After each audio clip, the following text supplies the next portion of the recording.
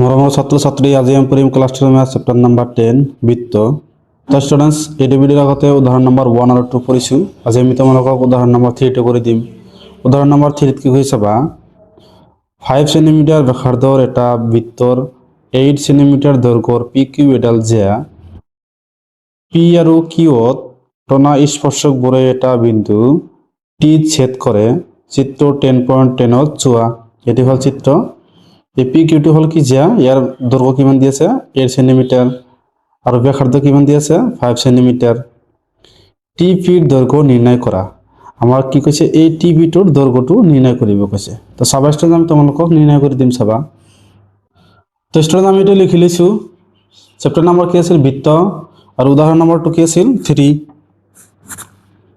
তাৰপিছত আমি সমাধান লিখিছোঁ। কি লিখিছোঁ আমি, যে অ' টি সংযোগ কৰা হ'ল, অ' টিটোক আমি কি সংযোগ কৰিছোঁ।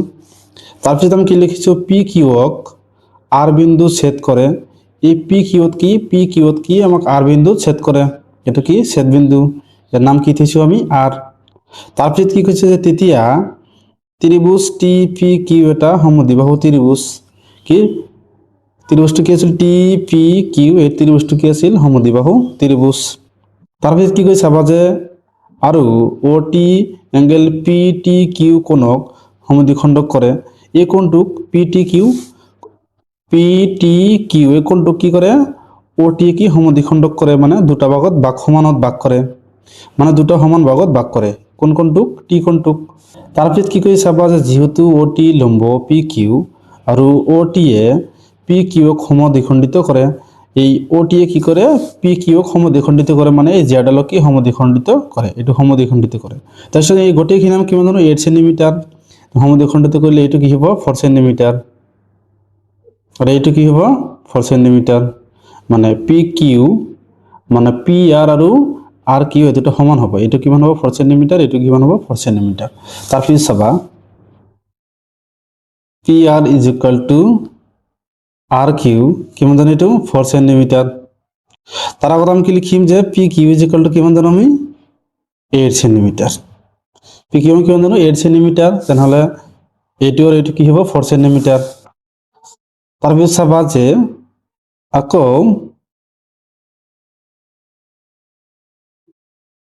আকৌ অ' পি কি জানো আমি, এইটো ব্যাসাৰ্ধ জানো।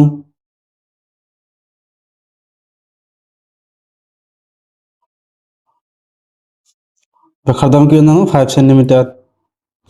OP2, এই OP2 আছিল কি ব্যাসাৰ্ধ, এটাৰ মাপ কিমান আছিল 5 সেন্টিমিটাৰ। তাৰপিছত চাবা, যে ত্রিভুজ OP আর সমকোণী ত্রিভুজত আমি কি চাম, OPR এটা আমি কি জানো সমকোণী ত্রিভুজ OPR, এটা সমকোণী ত্রিভুজ জানো। তো সমকোণী ত্রিভুজত আমি কি লিখিম চাবা, এটা আছিল কি কর্ণ, এটা হল কি লম্ব, এটা হল কি ভূমি, আমি কি জানো যে এটা আমি এনেকৈ লিখিম, যে plus P R square plus O R square is equal to O P square. চাবা স্টুডেন্টস,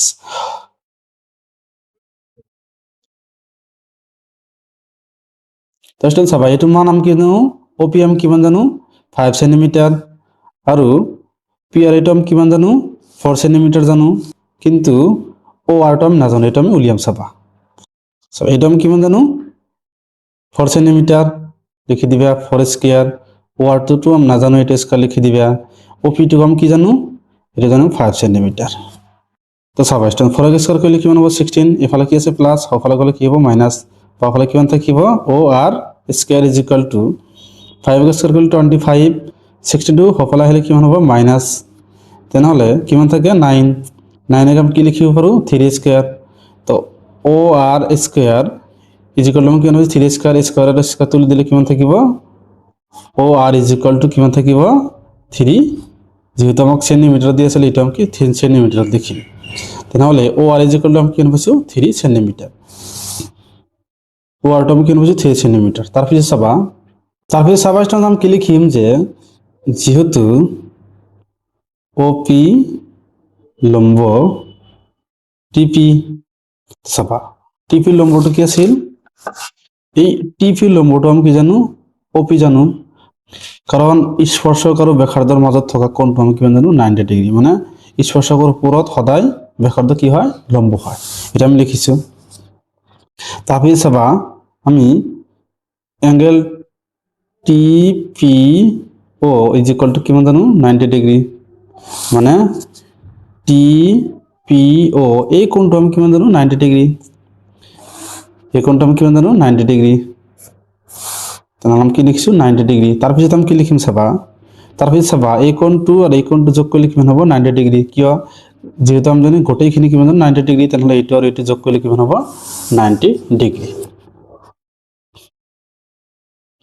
লিখি দিবা যে angle T P R plus angle O P R is equal to 90 degree এটি তোমালোকে সমীকরণ নাম্বার 1 নম্বর দিয়ে দিবা তারপরে চাবা আমি কি লিখিম যে এতেকে টি আর লম্ব পি কিউ টি আর টু কি পি কিউ লম্ব এই টি আর এই গোটেইখিনি আমি লম্ব জানো তেনেহলে টি আর টু আমি কি পি কিউ লম্ব লিখিব পাৰো চাবা angle T R P is equal to 90 degree এই আর কোণটো আমি কি জানো 90 ডিগ্রি এটু কি টি আর পি এটু কি জানো 90 ডিগ্রি তাৰপিছত টি আৰ কিউ এটু আমি কিমান জানো 90 ডিগ্ৰি এটু আমি লিখিছো তাৰপিছত চাবা স্টুডেন্টস এই ত্ৰিভুজটো আমি এই ত্ৰিভুজটো টি আৰ পি এই ত্ৰিভুজৰ এই কোণটো আমি কিমান জানো 90 ডিগ্ৰি তাহলে এই ত্ৰিভুজটো আমি কি জানো সমকোণী ত্ৰিভুজ টি আৰ পি এটু সমকোণী ত্ৰিভুজ জানো এটু যদি 90 ডিগ্ৰি হৈছে এই বাকি দুটা কোণৰ যোগফল কিমান হ'ব 90 ডিগ্রি হ'ব তেনেহলে আমি কি লিখিম যে plus angle P T R plus angle T P R is equal to किमान जानो 90 डिग्री তোমালোকে লাস্টত লিখি দিবা যে ত্রিভুজ টি পি আর এর পৰা তো স্ট্যান্ডাৰ্ড এটি তোমালোকে কি কৰিবা সমীকৰণ নম্বৰ 2 নম্বৰ দিয়ে দিবা তাৰপিছত লিখিবা যে 1 আৰু 2 ৰ পৰা 1 আৰু 2 ৰ পৰা লিখিবা চাবা 1 ৰ হফালে কিমান আছে 90 ডিগ্ৰী 2 ৰ হফালে কিমান আছে 90 ডিগ্ৰী হফালে যদি সমান হৈছে বা ফলৰ বিলাক আমি সমান লিখিব পাৰো তেনেহলে আমি কি লিখিম যে angle T P R plus angle O P R is equal to angle P T R plus angle T P R সাবাইষ্ট টিপিআর এটু কি সেম আছে এটা আমি ক্যান্সেল করি পারো তাহলে আমি কিমান তারপর কিমান থাকে angle O P R is equal to angle P T R থাকে তার সঙ্গে এই কোণ দুটো আমি কিমান পাইছো সমান পাইছো ইয়াক তোমালোকে সমীকরণ নম্বর 3 নম্বৰ দি থবা এতিয়া আমি কি কৰিম চাবা তো চাবাইছো এতিয়া আমি চিত্ৰ চাম আমি এই দুটা ত্ৰিভুজেৰ পৰা চাম আমি কি আছে ত্রিভুজ টি আর পি আর কি আছে ত্রিভুজ পি আর ও এই ত্রিভুজ দুটো আমি কি করিম এতিয়া সদৃশ প্রমাণ করিম চাবা লিখি দিব যে ত্রিভুজ টি আর পি আর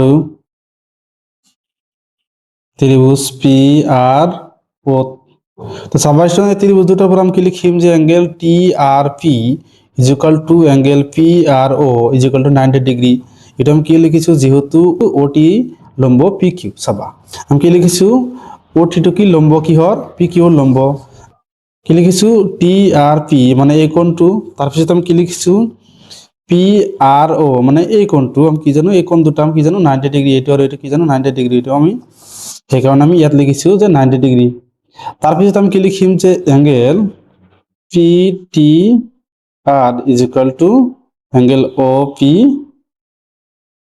আর 3 নং সমীকরণের পৰা তেনেহলে ত্ৰিভুজ দুটো আমি কি লিখিব পাৰো কি শৰ্ত হিসাবে সদৃশ লিখিব পাৰো কোন কোন শৰ্ত মতে এই ত্ৰিভুজ দুটো আমি সদৃশ লিখিব পাৰো তো লিখি দিবা যে এতেকে ত্রিভুজ টি আর পি সদৃশ